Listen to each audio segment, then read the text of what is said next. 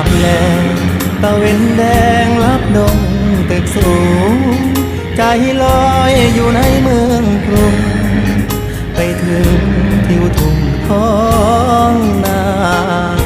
คือทอดแม่พ่อสำบายบ่น้อยามลูกจากมาฝ่าเฮือนแอมตองมุงยาหลับตายังจำฝังใจมาอยู่เมืองไกลบ่อุ่นใจคืออยู่บ้านเฮา